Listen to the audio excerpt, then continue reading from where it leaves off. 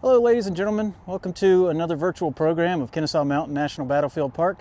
My name is Ranger Jake Bowling, and today's program is going to be on a Civil War Christmas, or Christmas during the American Civil War.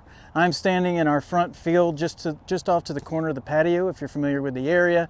I'm dressed as a Union soldier might have been in winter quarters during the 1864 Atlanta campaign. I'm wearing a black slouch hat, a blue sky blue greatcoat with sky blue trousers, and of course my signature black brogans. Behind me, we'll get into a few more details, are implements and elements of a typical soldier's camp, winter camp during the Atlanta campaign. So for this Christmas program in the past, of course it's been live and we've added onto it over the years, but we always like to do something around the holidays to kind of give people an idea of what it would have been like in the field. As you can imagine, during the Civil War, there wasn't much to be happy about for the soldier camping out in the field, and that's true for a lot of conflicts. That's true for a lot of men and women that have been overseas. The holidays are not always a happy time, and during this time between 1861 and 1865, there was not a lot to be happy about in this country, especially if you were one of the soldiers in the field. So what I'm going to do for the program is kind of go through some of the elements and tell through the voices of the soldiers themselves, talk about some of those feelings that they had. And I will mention that it's not all bad, okay? Especially during the summer or during the winter of 1864, and especially on the Union side. So I'll go ahead and tackle one of the more prevalent emotions during this time, and that was, of course, sadness and disappointment. As you can imagine, many of these men are miles and miles away from home, may not be able to get letters from home or letters back to home anytime soon, and the conditions are not great, okay? It's a little chilly out here for me, but I will have a nice warm bed to go home to tonight, and that was not the case for these guys. In the case of the Union Army of the Atlanta campaign in 1864, they would have ended Christmas after a long march from Atlanta to Savannah, okay? And that was the truth in a lot of the other elements of the war too. So I've got quotes here. Robert Gould Shaw, who would earn glory as and kind of be infamous or famous for the commander of the 54th Massachusetts that was in the movie Glory, writes, "It is Christmas morning, and I hope a happy and merry one for you all. Though it looks so stormy for our poor country, one can hardly be in merry humor." Echoing that on the Confederate side, we have a civilian, Sally Brock Putnam of Richmond, Virginia, said, "Never before had so sad a Christmas dawned upon us. We had neither the heart nor inclination to make the week merry with joyousness when such a sad calamity hovered over us." Now, true on both sides, but getting a little more attention on the Confederate side, there's talk of the parents telling their children not to expect Santa Claus this year because of the Santa Claus couldn't get through the blockades and it would be difficult for him to deliver gifts during wartime. This was highlighted in a story that, while may or may not be true, earned some infamy, so to speak, during the time of the Civil War. And in this story, 3 little girls write to General Robert E. Lee, and they write him this letter. "Please tell us whether Santa Claus loves the little rebel children, for we think he don't, because he did not come to see us for 4 Christmas Eves. Auntie thinks you would not let him cross the lines, and we don't know how to find out unless we write and ask you. We all love you dearly, and we want to send you something, but we have not anything nice enough. We lost all our toys in the war. Bertie wants to send you one of our white kittens, the one with black ears, but Auntie thinks maybe you don't like kittens. We say little prayers for you every night, dear General Lee, and ask God to make you ever so happy." They signed the letter, "Your little friends, Lucy, Bertie, and Minnie." Now, as the legend goes, General Robert E. Lee writes the little girls back.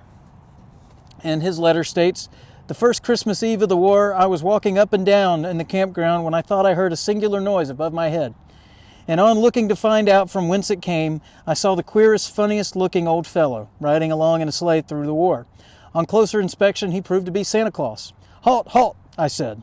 But at this, the funny little fellow laughed and did not seem inclined to obey. So again I cried, 'Halt!' and he drove down to my side with a sleigh full of toys. I was very sorry for him when I saw the disappointed expression of his face when I told him he could go no further south. And when he exclaimed, 'Oh, what will my little southern children do?' I felt more sorry, for I love little children to be happy, and especially at Christmas. But of one thing I was certain. I knew my little friends would prefer me to do my duty rather than have all the toys in the world. So I said, Santa Claus, take every one of the toys you have back as far as Baltimore. Sell them, and with the money you get, buy medicines, bandages, ointments, and delicacies for our sick and wounded men. Do it, and do it quickly. It will be all right with the children. Lee continued his letter, stating that Santa saluted, drove away, and returned before dawn with not only the requested supplies, but much more for the sick and wounded men. And that Santa did this every Christmas Eve during the war. Lee closed his letter by inviting the 3 girls to write him again and signed off with him, "Your true friend, General Robert E. Lee." Now, whether that story is true or not, it makes for a good wartime Christmas story, gives a little bit of hope, and it kind of edges towards the next element I wanted to mention during the Christmas of the Civil War, and that was grace. The grace of, if it is true, of Robert E. Lee to spend time to write these 3 little girls, and more relevant to the Atlanta campaign, the grace of what happened during Christmas. So the word grace may sound strange to some folks when we talk about the March to the Sea and all the damage it caused to the Confederate industry and eventually the capture of Savannah, Georgia. But when we dig a little deeper and we look at what actually happened, Sherman's forces meet at Savannah, the city surrenders. Sherman meets the mayor, the outskirts of Savannah, near modern-day Richmond Hill area, and agrees to spare the city. It is, after all, near Christmas time. His men have marched a long way, and Sherman had no need to burn or destroy the city of Savannah. He sets up his headquarters in town in the wealthy plantation home, or not plantation home, I'm sorry, but wealthy mansion of a British immigrant. And he stays there for a little while. On December 23rd, he writes to Abraham Lincoln saying, Mr. President, I request to wish you Merry Christmas, and I gift to you the city of Savannah, Georgia. Now again, we go back to that concept of grace. Even during wartime, the people understood, even though they were technically enemies, the Union soldiers and Sherman himself understood the need for truce or relative peace during the Christmas holiday. The people of Savannah, again, were able to spend time in their homes. Some were able to have Christmas dinner. There are reports, in fact, of Union soldiers tying sticks onto the heads of their mules and treating them as reindeer and delivering some of their rations and other supplies to the people of Savannah that didn't have any, to make sure that they knew that they were safe and that it was going to be okay for Christmas. So that about sums up the bulk of what we wanted to talk about for Christmas and for Christmas of the Civil War. Again, it was a complex time. There was not always, there was a lot of stuff to not be happy for, but it was one step closer during the Christmas of 1864 to the end of the war. With Atlanta fallen and Savannah captured, the end of the war would happen just a few short months later in April of 1865. Now, what we're going to do now is we're going to pause the program. We're going to stop the program and stop me yakking at you over here. And then we're going to take the camera and give you a little bit more close-up and details of what we have here at camp. So see you back in just a few minutes. Thank you for sticking with us so far.